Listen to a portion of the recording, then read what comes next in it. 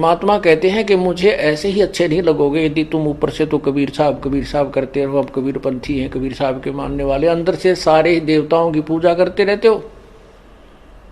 आन खसम से हंसत है वो चंडी चोर चुड़ैल। परमात्मा इतने नाराज होते हैं। कहते हैं परमात्मा 100 वर्ष सतगुरु की पूजा एक दिन आन उपासी, वो अपराधी आत्मा फिर पड़े काल की फांसी। 100 वर्ष तो ये साधना करते रहना जो हम आपको बता रहे हैं, और एक दिन अन्य पूजा कर लेना, परमात्मा कहते हैं वो अपराधी आत्मा पड़े काल की फांसी। तो ऐसी गलती क्यों करेंगे हम? तब करेंगे जब हम ज्ञान नहीं सुन पाएंगे और ज्ञान उस दूसरे ज्ञान के लोगों से हम ज्यादा संबंध रखेंगे तो वो हमें विचलित कर डालेंगे। यहां जींद के अंदर एक रमेश जैन भक्त है, अब भी हमारा सेवक है वो। उसकी पत्नी को दौरे पड़ते थे, दमा था उसकी पत्नी को, दमा था उसकी एक लड़की को दौरे पड़ते थे। 2 जुड़वा बच्चे थे, वो बहुत बीमार रहते थे। महीने में 2-2, 3-3 हजार रुपए का उनका डॉक्टरों का मेडिकल का खर्चा होता था। एक भक्त ने उनको समझाया कि आप हमारे गुरुदेव से उपदेश लो, कबीर परमेश्वरी की शरण में आओ, आपके सब झंझट मिट जाएंगे। काफी कुछ कहने से उन्होंने मान लिया, और फिर वो टर्म एंड कंडीशंस भी बता दी उसको कि ये नहीं करना आपने। जब तो उन्होंने मान लिया ठीक है, हम तो बहुत दुखी हो गए हैं, इनको पूजा करते करते और साधनाओं से हमारी दुर्गति हो रही है, तो हम क्या करेंगे, हम नहीं पूजेंगे उनको। उन्होंने उपदेश ले लिया। उपदेश लेने के बाद उस बहन के 2-3-4 महीने तक कोई दमा नहीं, लड़की का दौरे पड़ा करते, उसका कोई दौरा नहीं, बच्चे स्वस्थ हो गए। वो तो इतनी खुशी मनाई, ओहो हे भगवान, भगवान मिल गए हमें। तो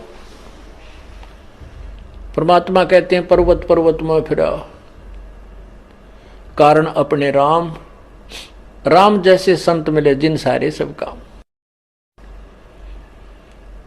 अब क्या हुआ कि उसने वो 3-4-5 महीने के बाद ये गुग्गा पीर का दिन आ गया,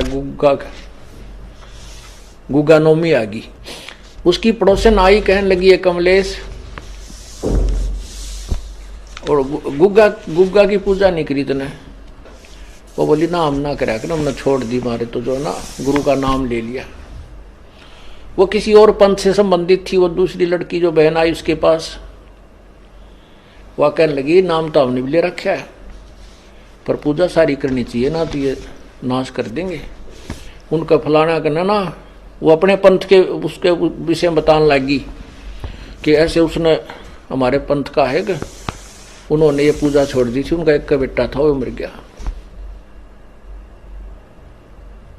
अब तो भाई सारी पूजा करते हैं, और भी वो भी करने लग गए। तो वह डर गई कि कदे भाई सतयुगा पीर दुखी कर दे, उसने वो पूजा पाजा अपनी कर दी। पूजा कर दी तो अगले दिन वो लड़की तो दौरा पड़ने लग गया। उस कमलेश ने सांस नहीं आवे, दमा हो गया, न्यू का न्यू, और दोनों लड़कों की तबीयत खराब। अब उस सेठ लाला जी को पता नहीं था रमेश को क्या गड़बड़ कर रही है नालायक। वो घर पे आया और वो कहा ऐसा स्थिति फिर होगी। उसने उस भगत से संपर्क किया कि भाई मारा तो फिर होगी भाई बात, कोई फायदा नहीं हुआ। वो बोला भाई ऐसे कैसे हो सकता, तो 4-5 महीने तेरे ऊपर ऐसा मेहर बख्शी है, आज कैसे नहीं हो सकती है, कैसे मानूं मैं तेरी बात, अब देख ले चाल। वो दोनों आगे, वो दोनों आगे तो क्योंकि हमें पता है कि परमात्मा की मर्यादा भंग होने से ही काल प्रवेश कर जाता है। या तो सीता के चारों तरफ जो लक्ष्मण ने रेखा खींची थी ना, ये लक्ष्मण रेखा समझ लेना मर्यादा भगवान की, और इसको तोड़ते ही या दुर्गति शुरू हो जाएगी, तो सीता की हुई थी। अब वो राम कोई बौड़ा नहीं था जो लक्ष्मण ने ये कहा तू या तो आइए मत भूल कर भी, रावत इसको चारों तरफ ये मंत्र पढ़ कर या रेखा खींच देना। अब सीता अपने आप में सियाणी बन गई। जब रावण आया एक साधु का भेष बनाकर भिक्षा मांगने लगा, तो सीता ने कहा कि आ जाओ महात्मा जी, ले जाओ भिक्षा ले जाओ। अब जो ही वो निकट आया उस रेखा के, तो उसमें लपट निकली। रावण 10 कदम दूर खड़ा हो गया। तो उसने कहा कि माई भिक्षा देनी है तो बाहर आकर दो, नहीं तो हम नाराज हो जाएंगे, ये कर देंगे। इसमें तुमने पता नहीं क्या मंत्र पढ़ रखा, ये मुझे आगे नहीं आने दे रही। अब सीता जी ने सोची कि बिजली पड़े साधु तो है, 1 मिनट में देकर आटा डालकर वापस आ जाऊंगी। तो या तो उसकी नालायक सोच थी अपनी, जबकि वो महापुरुष कह के गए थे से बाहर मत निकलना, रही साधु है तो अपन आ जाएगा अंदर। यदि ये साधु है तो इस लक्ष्मण रेखा को पारे करके आ जाता। तो साधु भी कहाँ है वो, इस रेखा से डर गया। तो उसने ऐसा ही किया, मर्यादा भंग कर दी, लक्ष्मण रेखा उल्लंघ गई। फिर देखो क्या दुर्गति हुई, रावण उठा ले गया। 12 वर्ष तक उस रावण के बाग में बिरान मट्टी हुई। पुण्यात्माओं, ये लक्ष्मण रेखा समझ लेना जो परमात्मा के नियम है। यदि तुमने अपनी सुरक्षा चाहिए तो लक्ष्मण रेखा से बाहर मत जाना, फिर देखना खेल मालिक का। तो उसने क्या हुआ कि वो कहने लगा भाई तुमने कोई और पूजा की है। रमेश बोला ना बिल्कुल नहीं, कति नहीं कर दिया, हम तो छोड़ दी सारी उस दिन। अब उसका गले उतरा नहीं उस भगत के, कि तो हो ही नहीं सकता, जब तक हम मर्यादा नहीं तोड़ेंगे तो यह हानि नहीं हो सकती। यह हमारे भगवान का नियम है। तो वह लड़की उस रमेश ने पूछा उस कमलेश से, क्यों वो घर में रहती है, कि तूने कोई और पूजा की? वो बोली ना, मैं क्यों करूं थी। वह नो डरती ना बतावा कर तरही थी कि भी गड़ेगा, सोमा होगा, गुस्सा होगा। तो भक्त यूं कह रहा था जी मैं वैसे ही घूमतू ऐसे ऐसे बाहर न निकल गया, परमात्मा ने भेज दिया।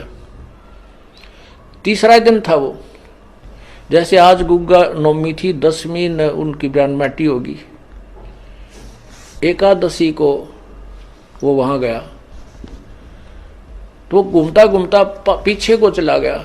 बरंडे के साइड में, एक पिछली साइड में बरंडा था, बरंडे से रसोई के पीछे, रसोई बरंडे के अंदर खुला थी, पीछे उसके खाली स्थान था, वैसे नीचे कच्चा। वहां क्या देखा कि एक थाली रखी पुरानी सी, और उसमें 2-4 जोत सी लगा रखी है आटा बना के।